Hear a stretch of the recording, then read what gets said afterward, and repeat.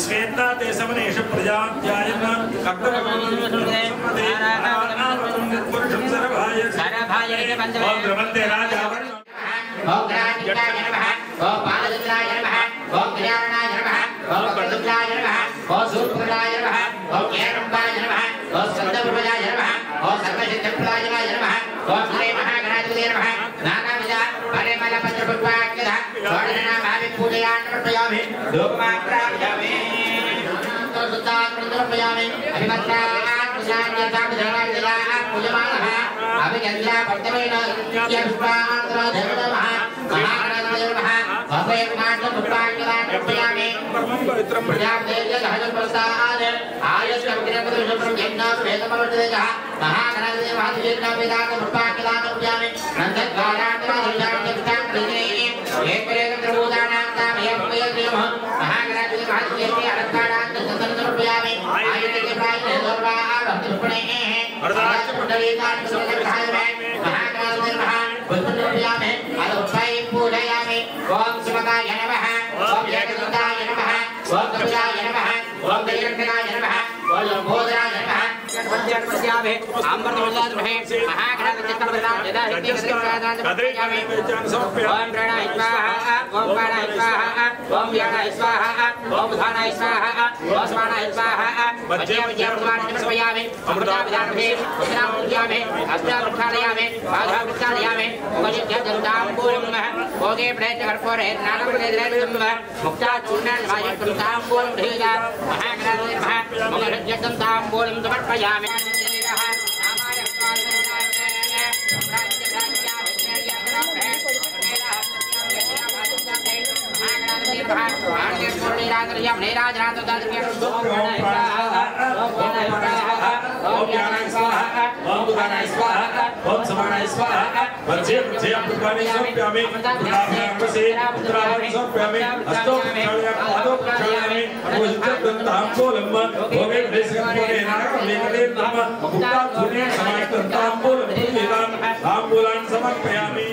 ఇంకో రకం ఉన్నది, అది ఇంకా గొప్పది.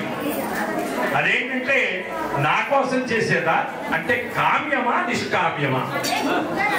కోరిక ఏదో పని ఉంటుంది, ఎవరొకరు మాట్లాడతారు, అవరు వెళ్ళిపోయి మాట్లాడాలంటే మనకి ఏదో పంచాంగంలో రాసిన ప్రకారం, తాళపత్రాల్లో రాసినటువంటి శాస్త్ర ప్రకారం ఆగస్టు 2న మీ అందరూ సంకల్పించారు ఏదైనా ఒకటి చేద్దాం. మీ గురువు గారు ఆ పంచాంగంలో ఉన్నవి చూసి నన్ను అడిగిన తర్వాత ఆయన మనసులోకి ఆ సంకల్పం వచ్చింది. చేయలేడేమో అని చెప్పి అంతోటి మనం కాబట్టి ఆ రెండింటిలోకి మొట్టమొదటిదే మనం పట్టుకుందాం అనేటువంటి సంకల్పంతో చెండి పట్టుకున్నాం. ఈ చెండి చేయాలన్నా దానికి 2 రకాలు, కామ్యము నిష్కామ్యము. నాకే కోరిక లేదు. ఇప్పుడు మీ అందరి మాట మీరే అంటే నేనంటే నా కోరిక కాదు. ఈ చేస్తున్నటువంటి ఎవరైతే భుజస్కంధాల మీద యజ్ఞం పెట్టుకున్నారో స్త్రీ పురుషాదులు వారికి అన్నమాట చెప్పేది, ఆ తల్లికి చెప్పేటువంటిది ఆ సంకల్పంలో. నిష్కామ్యం, నాకే విధమైనటువంటి కోరిక లేదు. ఈ దేశము, ఈ ప్రపంచము, ఈ ప్రజలు, జీవకోటి అంతా కూడా కులాసగా ఉండాలి అనేది ఆ మంత్రం తలక అర్థం. దానికోసమే ఈ చెండి తలక పూజ చేస్తున్నాం.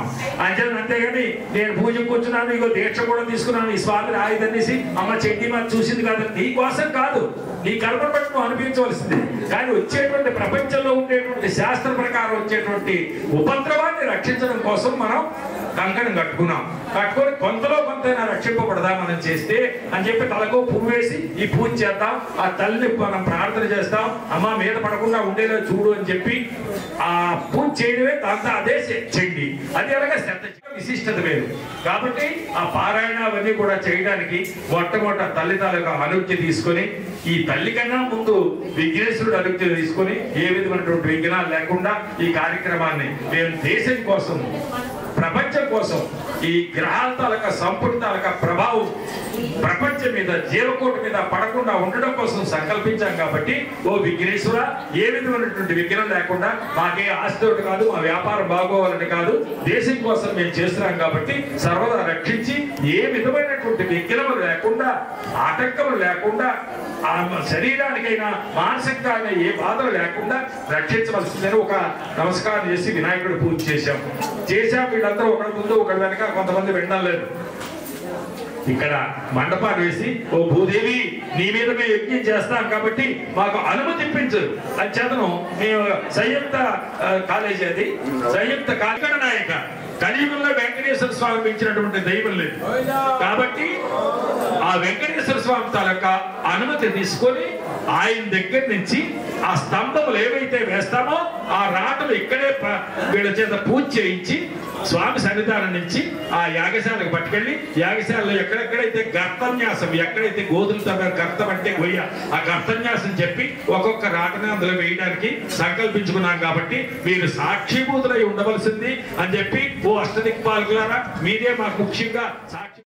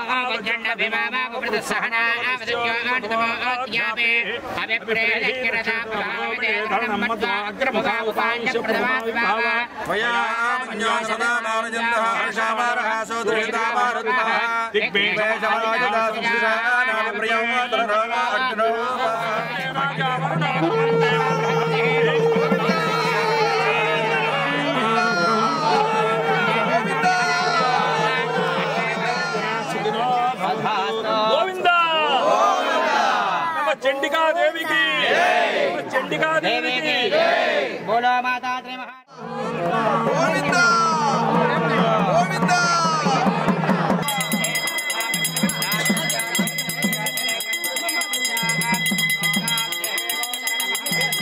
దేశానికి మధ్యనే మనస్పర్ధలు, యుద్ధ భయం కూడా ఉంటుంది. అటువంటివి 2027, 26, 27 కూడా 27 ఫిబ్రవరి వరకు దీని తాలూకా ప్రభావాలు ఉన్నాయి. అనేక రకాలైనటువంటి గ్రహాలన్నీ కూడా తప్పుగా ఉన్నాయి.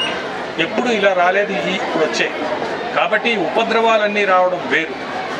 రాబోయేటువంటి 2026 మార్చి దగ్గర నుంచి ఇంకో రకమైనటువంటి మనస్పర్ధలతో కూడుకున్నటువంటి మరొక రకమైనటువంటి ప్రమాదం వస్తుంది.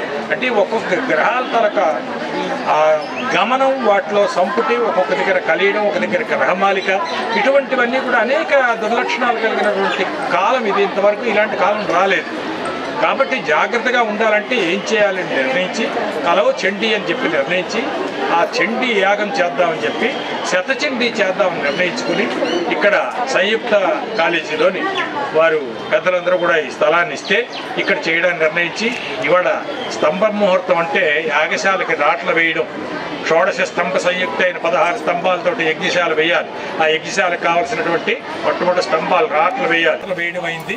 ఈ వాటి నుంచి కార్యక్రమం ప్రారంభమవుతుంది. చండీ యాగానికి భక్తులందరూ కూడా ఈ జరిగేటువంటి చండీ యాగంలో అన్వయించి ఏ విధమైనటువంటి ఉపద్రవాలు దేశానికి కాదు ప్రపంచానికే లేకుండా ఉండాలని మనం అందరం కూడా ప్రార్థన చేయవలసిందిగా మన భక్తులందరికీ తెలియజేస్తున్నాం.